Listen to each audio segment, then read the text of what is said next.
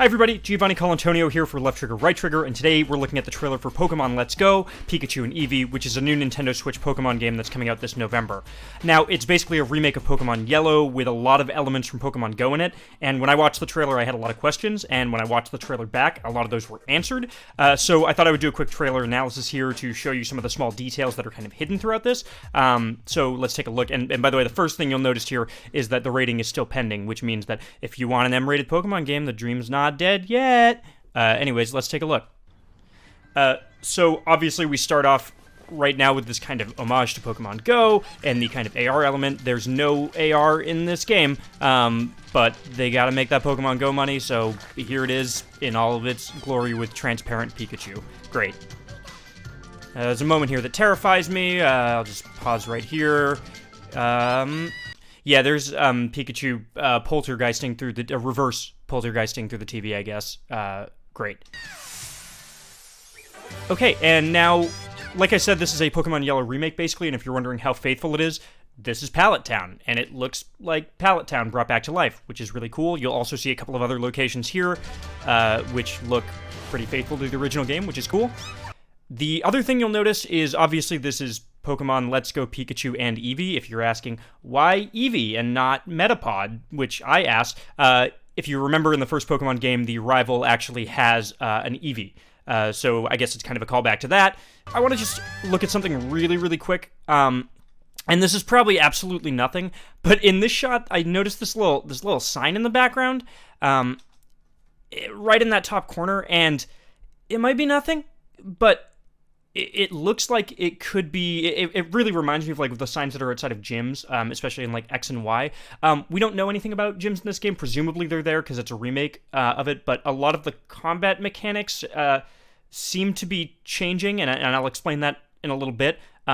So if you know, maybe I'm stretching here, but I think that's the only indication we get that maybe there are traditional gyms in this game. I don't know. And again, we get Viridian Forest, and we also get what I think is Vermilion City. We see a little tease of the SS Anne a little bit later, too, so that's cool. And there's Professor Oak. If you notice on his desk, there's, for some reason, a transparent, or there's a silhouette in his picture frame. It's probably a picture of your mom. Alright, we get cute shots of Pikachu. Great. Okay, here's where things get kind of weird.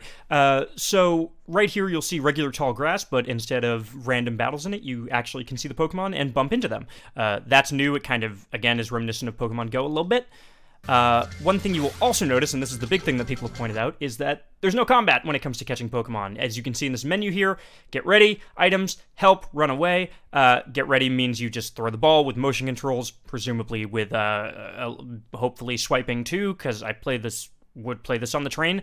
Items, obviously Pokemon Go has things that help you catch. Help, it's a multiplayer game. Maybe there's a way, maybe that's the way you call people in mid-battle, I'm not sure. And run away, you know what that means, you coward. And obviously this is exactly what the catching looks like in Pokemon Go. There's a weird piece of UX that's missing here that's in another shot, and I'll show that to you a little bit later, but this is pretty standard. If you've played Pokemon Go, you've done this more times than you want. Okay, really quick thing here to note, movies of the 70s. That's great. This is good. And they're architects, too. That's some good art design in this frame. Okay, multiplayer. Shake your controller. Hey, you're in. Look, a friend's in.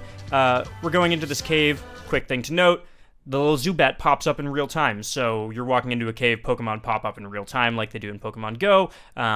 Cool. Pretty simple. Here's the thing that I noticed that's a very small detail and easy to miss.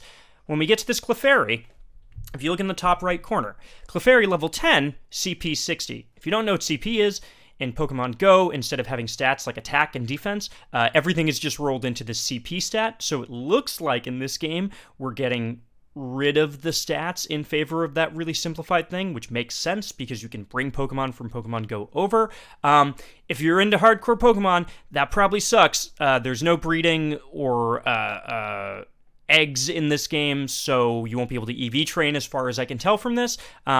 So this will not be a competitive game in the same way that the other ones have been. Also, nice thing to note, player 2 in a double catching scenario, which is bizarre, does not get the ability to run away, which is good because that will stop my friends from making me run away from Mewtwo. This is ridiculous. You can throw 2 balls at once. Great. I don't understand how that works, but sounds good. High five.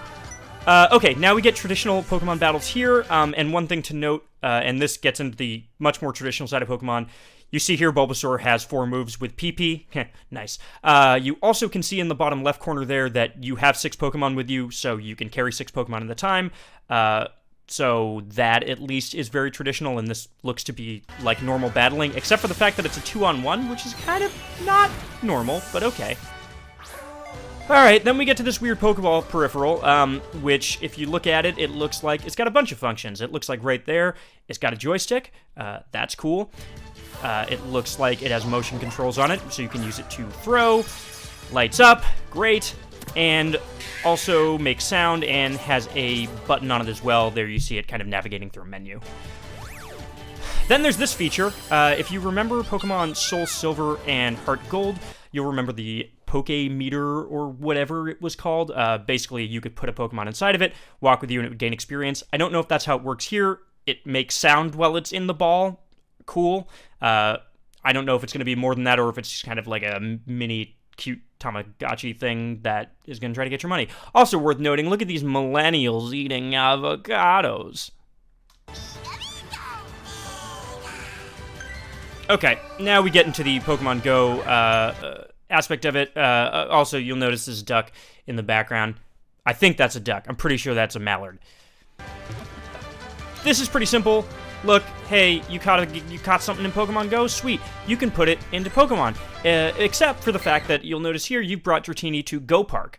There's another instance of this in the trailer as well where it says Go Park. I don't know what that means. I don't know if that means that you get to use it in your party. It seems that maybe not.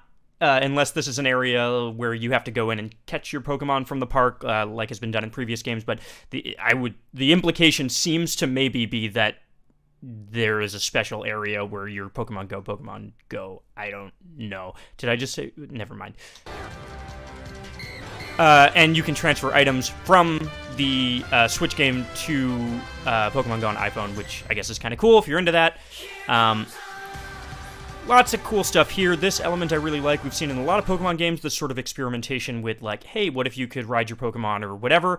So you see riding an Onix, surfing on a Lapras, flying on a Charizard. That's cool. You'll also notice this part where a bunch of Pokemon are behind the people. You'll notice that the guy in this frame has Pikachu, but also an Electrode behind him. So I'm guessing you can have one extra Pokemon with you, so that's kind of neat. Also, Gengar's friggin' huge and kind of scary. I'm frightened. Okay, more Pokemon Park, more catching, lots of catching in this. Here's also the last kind of like really interesting thing. So you see this kind of Pokemon Ami type Tamagotchi thing here. If you notice the bottom right corner though, there's that berry. In Pokemon Go, berries are used, and it's the same interface with that berry in a circle in the corner, are used to give your Pokemon, like, motivation when you go to the gym. I would think that means that they're carrying over that mechanic, and so the only reason I mentioned gyms earlier is because if they are there, it seems like there's going to be a bit of a change to them, at least in how you prep for battles. I'm not sure. Maybe this is just a more general perk that works for all battles. We'll see. Also, you can dress up your Pokemon, or your Eevee and your Pikachu, and they will be reflected in battle. That's kind of neat. Also note that this frame, I think, is the interior of the SSN, so get under that truck and catch Mew, which is verified. That's how you do it. Bunch of moves, bunch of Pokemon, Magikarp floating into space, Golem exploding, Mewtwo. You know how it goes. So that is more or less what you're seeing. Here's another Poltergeist moment with Eevee and Pikachu, as scary as hell. Still, here they are running in the wild. Somebody stop them. And obviously the final kind of tease in this trailer is that, oh, you received a present. You'll meet a special Pokemon. Apparently there's one new Pokemon in this game. Just one. We're sticking to the 150. But interestingly, it'll be in Pokemon Go as well, because we're seeing it on the Pokemon Go screen and not the Switch. I don't know what the Pokemon's going to be. Maybe it'll be your mom. Anyways, thank you for watching this. I hope this shed maybe a little bit of light on how much of this game is going to be like Pokemon Go.